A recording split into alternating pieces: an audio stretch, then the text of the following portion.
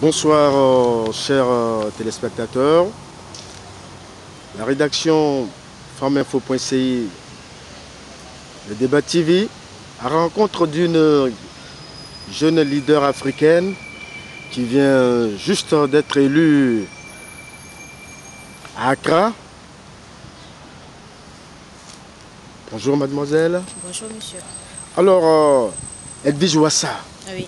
le monde a été surpris de l'élection d'une jeune Ivoirienne à la tête d'une grande institution. Il s'agit de quoi? Il s'agit de la DOA, qui est Democratic Union of Africa, c'est-à-dire l'Union des démocrates africains. C'est une organisation qui existe depuis 20 ans et qui rassemble tous les pays membres, tous les partis politiques les démocrates. Cette organisation existe depuis 20 ans. Récemment, durant la réforme de la DOA à Accra, ils ont voulu orienter également, impliquer la jeunesse dans l'organisation. C'est comme ça que ma candidature fut présentée le 4 février à Accra. Et tous les pays membres de la DOA qui étaient là ont porté leur choix sur ma modeste personne. Alors, qui est Edwige Ouassa? Comment vous avez révélé? Qui êtes-vous? Edwige Ouassa est une jeune ivoirienne, 27 ans, secrétaire bilingue, également en formation dans un MBA. Je suis ivoirienne, je suis mère d'un enfant, je suis du Parti démocratique de Côte d'Ivoire, PDCI, qui est également membre de cette organisation. Comment s'est fait votre choix? Parce que quand même c'est toute l'Afrique, il y a beaucoup de dames. Depuis 2016, je travaille avec l'organisation et par mon implication, qu'ils ont jugé bon de porter leur choix sur moi.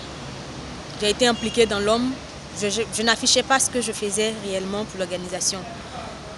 Mais ils ont vu mon dévouement, ma force, et ils ont décidé à chaque fois qu'il y avait les activités de la DOA, je leur disais, tiens, pourquoi ne pas impliquer les jeunes dans l'organisation?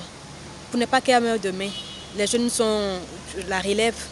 Et c'est comme ça qu'ils ont jugé bon de créer la branche jeune de la DOA.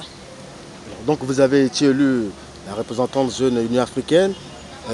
J'ai été élue en tant que la représentante de tous les jeunes de la DOA, c'est-à-dire l'Union des démocrates africains, également de la communauté francophone d'Afrique de la DOA. C'est-à-dire l'organisation, c'est une organisation américaine. C'est une branche de l'IDU qui est International Democrat Union. Et la DOA est une branche de l'IDU. Alors, quelle est la mission? Quel est le défi à relever maintenant que vous êtes élu? C'est un très gros défi pour moi parce que je représente toute une jeunesse africaine. On doit promouvoir l'organisation depuis un moment qui était un peu aux oubliettes. Promouvoir l'organisation, amener les jeunes à s'intéresser également à la politique de la non-violence. C'est surtout ça. Et la première activité, vous l'avez déjà programmée? Oui, la première activité de la DOA. Et là, je suis en train de mettre en place la base de données de tous les jeunes de la DOA. Et la première activité se fera dans le mois de juin à Abidjan. Je travaille là-dessus avec la fondation Konrad Adenauer qui finance les activités par rapport à beaucoup de choses et autres. Alors il y a des hommes, le choix d'une femme, une jeune fille pour diriger tout ça. N'est-ce pas trop pour vous? Non, je ne pense pas. Je ne pense pas être trop pour moi. Je me sens capable de réussir la mission qui m'a été assignée. Je me sens prête pour ça. Du coup, vous devenez leader africain. Oui, on ne devient pas leader qui veut, on est leader. Quel est le message pour la jeunesse alors? Je demande à la jeunesse ivoirienne, surtout aux femmes, de se prendre en charge, surtout. Il ne faut pas rester là. La place de la femme n'est pas uniquement qu'à la maison, se marier, faire des enfants.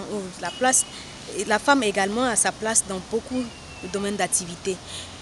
Il faut qu'on accepte, la femme accepte d'abord même de se dire égal à l'homme. Quand on se dit égal à l'homme, on peut faire tout ce que l'homme fait, c'est-à-dire occuper des postes de responsabilité.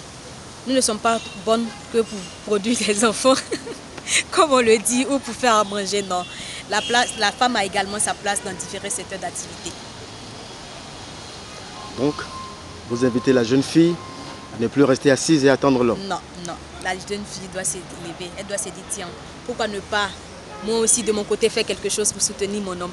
Et quand c'est comme ça, c'est équitable, il y a plus de respect et autres. Un homme, lorsqu'il rentre à la maison, il voit sa femme toujours assise, elle ne fait rien. Et autres. À un moment donné, il est fatigué. Il est fatigué. Les hommes, comme on le dit, respectent plus la femme qui se bat. Mais le fait d'être indépendante, émancipée, ne veut pas dire qu'on doit manquer de respect à son homme, surtout. Non. Alors, C'est pas ça l'émancipation. pensez-vous, Miss Ouassa, que la démocratie est menacée en Afrique? Et effectivement, la démocratie est menacée en Afrique depuis belle lurette. Depuis belle lurette, la démocratie est menacée en Afrique. Alors, droit dans les yeux, Miss Ouassa, pensez-vous que la femme, aujourd'hui, est capable de relever le défi de l'alternance, surtout dans votre pays, la Côte d'Ivoire, et la non-violence en même temps? La non-violence, oui, je pense. Je le pense. Je pense que la femme est capable de relever le défi de l'alternance et de la non-violence. C'est ce que l'organisation essaie des choses promouvoir également. C'est dans la démocratie. On ne résout rien avec la violence.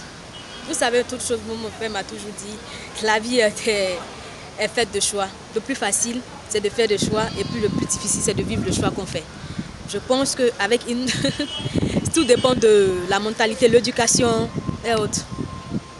Merci. Merci Miss Ouassa, et le monde entier vous regarde pour ce défi que vous portez désormais. Merci beaucoup. Je promets au monde entier de relever ce défi avec tout. Merci. Merci à Femme Info pour l'interview, et puis bon vent à tous. Merci. C'est d'où, c'est le dernier speak là qui va faire la lutte, tu vas faire le discussion. La femme est capable de relever le défi de la non-violence et de la violence.